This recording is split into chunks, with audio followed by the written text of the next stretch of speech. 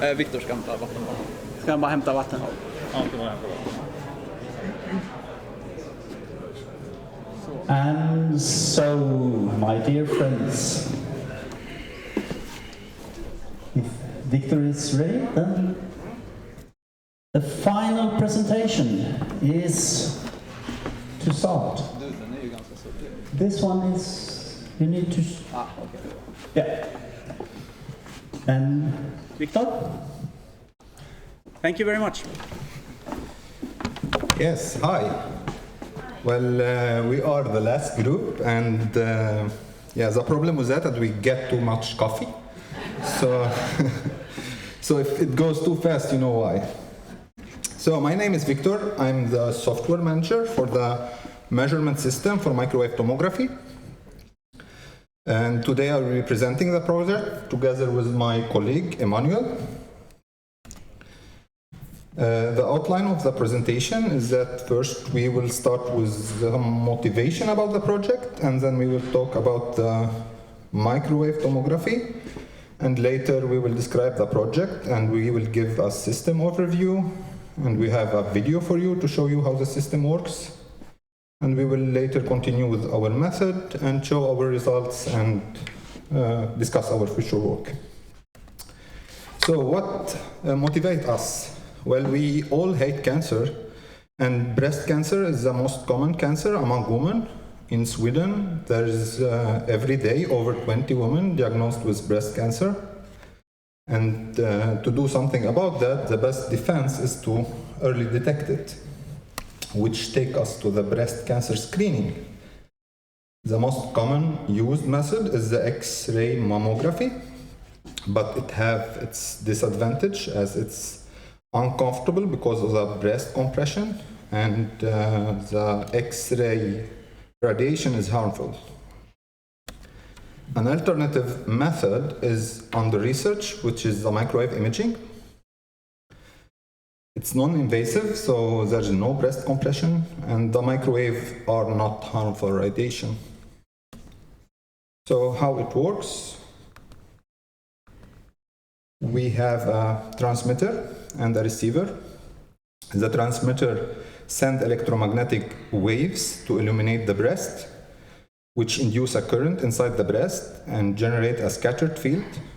The scattered field is measured by the receiver, and an algorithm is used to retrieve the electromagnetic properties of the breast.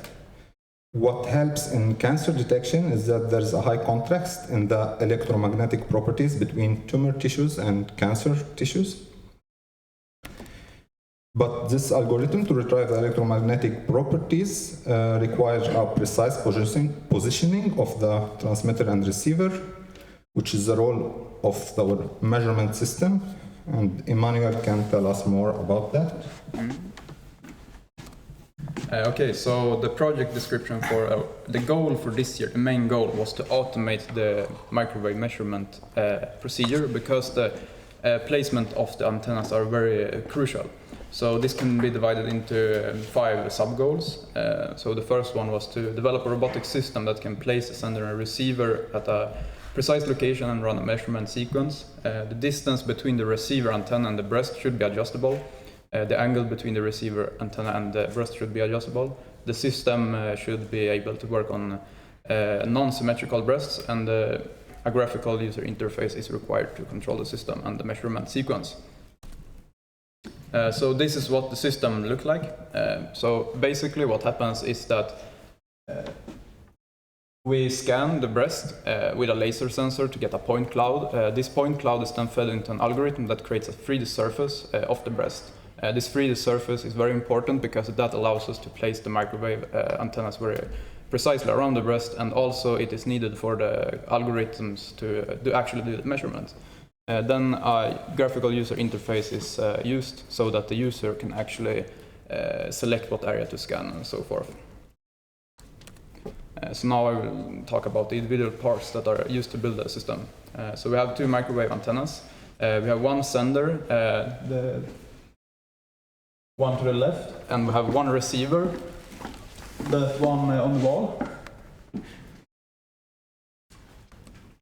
Yeah, that one. The real antennas are very expensive and easy to break, so we are using 3D printed replicas for now. Then we have two breasts. One is symmetrical and one is asymmetrical. The symmetrical breast is great because the left one is symmetrical. That one is great because we know what radius it is at all heights, so that makes it easier to find faults in the system and to actually do debugging. Then we have one asymmetrical breast that is more realistic, since most breasts are not symmetrical.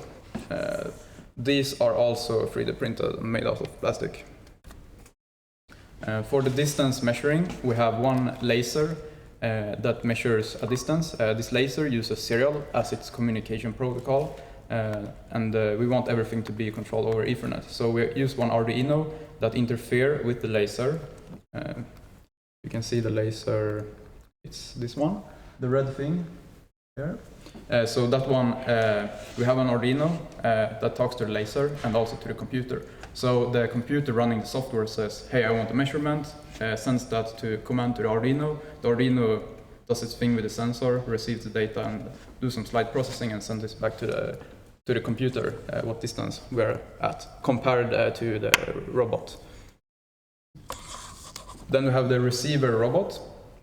The purpose of the receiver robot is to hold the laser sensor and also the microwave receiver to any point around the breast with any orientation. You can see it's the robot arm. And at first we were planning to build this ourselves, as simple as possible robot, but during the planning, design and figuring out how this should work phase, ABB contacted us and said that they wanted to sponsor us with an ABB Yumi. So we're very grateful for this opportunity, and it really benefited our project. And this is also controlled over Ethernet. Then we have the sender robot. It is slightly hard to see, but it is this thing behind the big robot. So the purpose of the sender robot is basically to move the sender up and down below the breast so we can adjust the height. And this one was designed and built by us. It is also controlled over Ethernet, so it receives a command, go to this position or move this much up or this much down, and it will do that and also return its current position to the computer. Then we have the frame. The purpose of the frame is to, it is this cage around everything. The purpose is to hold the breast. It is made out of plastic to avoid reflection and interference with the microwaves, and it is wide enough to not limit the workspace of the robot.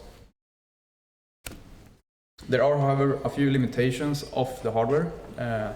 So the laser have a range of 6 to 26 centimeters. This means that we cannot get as close to the breast as we would have liked. The accuracy is 0.1 millimeter, which is good enough.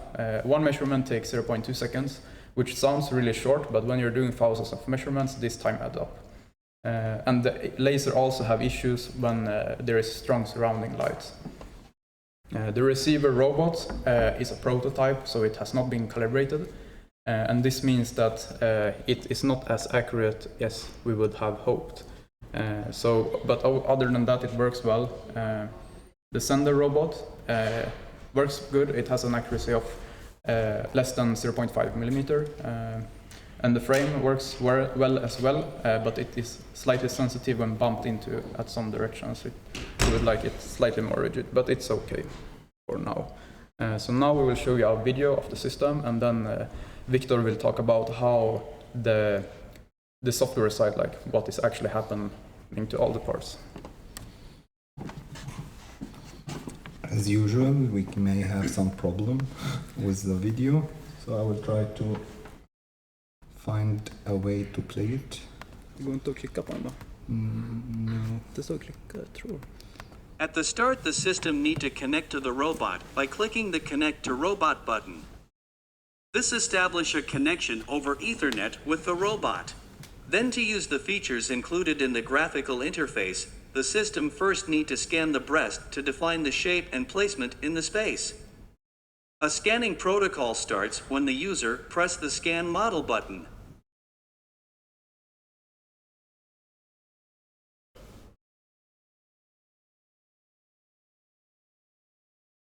When the scan is complete, an algorithm will reconstruct the surface of the breast and display it in this plot region. The red dot here shows the position of the microwave receiver in the space. The user can sample the microwave measurements in many different ways. The user may choose to scan a selection of points option and choose one or multiple points on the plot to be scanned. The distance to the breast from those points is also configurable. Another way to microwave scan the breast is to choose an area on the plot and adjust the distance to the breast and the number of points in this area. It is also possible to choose to scan the whole breast with the desired equidistant number of points. The user can manually control the receiver and move it to the desired position with the plus and minus buttons. In manual control, the step size is adjustable and the control of dimensions is available in 3 coordinate systems: cylindrical, spherical, and Cartesian. The minimum distance to object will ensure that the user does not accidentally get closer to the breast than desired. The sender antenna of the robot positioned under the breast can move up and down with the blue up and down buttons. So, if you are wondering, is this an AI generator for voiceover? Okay. At the start. Now, what's the problem in surface reconstruction?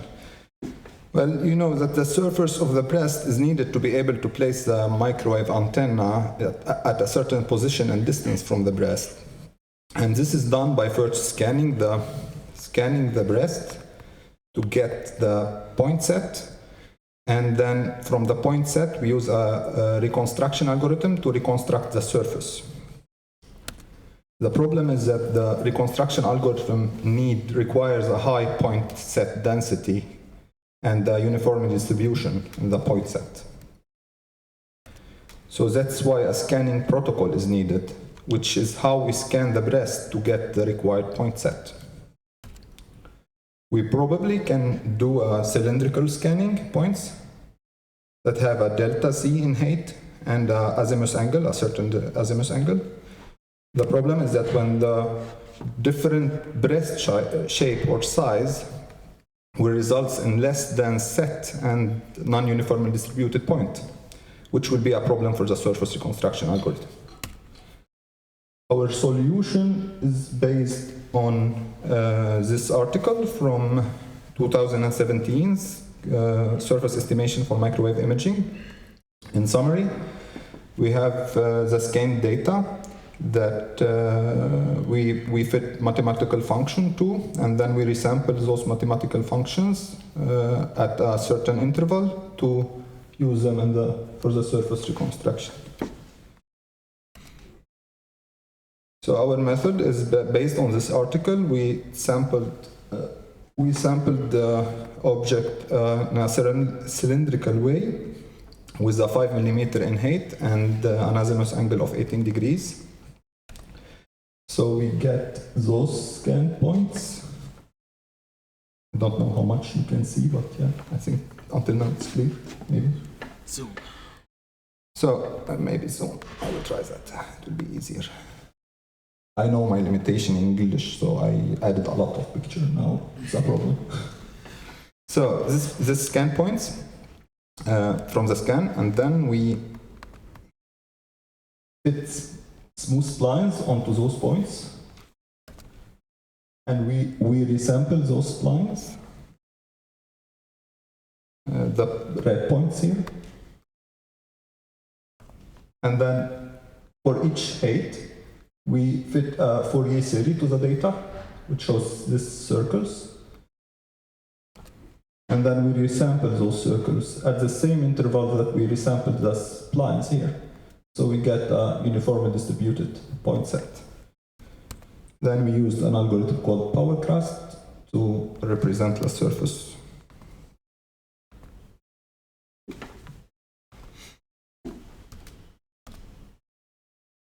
So, well, the microwave measurement system need a precision of 0.5 mm, and the results from the same method used in the relevant paper show a distance error over 1 millimeter in the nipple region. So we believe that this error is because of the curvature of the breast, which will be a problem for the laser, because as shown in the data sheet of the laser, the optimal angle for the laser with the surface normal is 0 degree. The higher the angle, the higher the noise in the data. So we added a new step in the scanning protocol to orient the laser normal to the surface. This is done by scanning the breast 2 times. The first scan is as usual, cylindrical scan, and we get those points set. Now we use the first scan point to estimate the normal of the surface at those points by using the set of the closest neighbors. We also can specify the optimal position of the laser based on the laser range. And then the breast is rescanned with the new orientation to get a better points with less errors. And the rest of the steps are identical to the previous mentioned methods: blind fitting, resampling, and then Fourier resampling, and then we get those data. So the results, as Emmanuel said, the single-arm Yumi is not calibrated, is a prototype. So we did some tests on it. We created 2 half circles pass around the breast that should meet at the same point, and we marked with a pen the place of the receiver on the breast. The results shows that the points are off by approximately 13 millimeter, which is also showed up in our data as here, and in 2D, if we look at it in 2 dimension, we can see it clearly, about 16 millimeter here. It depends basically on the spline, which spline you are comparing to which spline. But we carried out the fitting of the data. This is it's the symmetrical model. So we first fit the spline on the data, and those splines are in the x direction and z, and the x and y direction. Then the Fourier series fit the data also well. I don't know how much is visible, but there's points of the data here. Here maybe you can see some of them. And here is the nipple region. You can see we have some problem here, and this is because of those points. Those points here. Yeah, those points here. I don't know if you see them, but it's basically the points we are having problem with from this one. The first line from the splines. So they get in our way here. Yeah, so the surface reconstruction fit the sampled point well, but not the true value. The mathematical function gives the necessary control of the point sets. Here we see the true points, true values.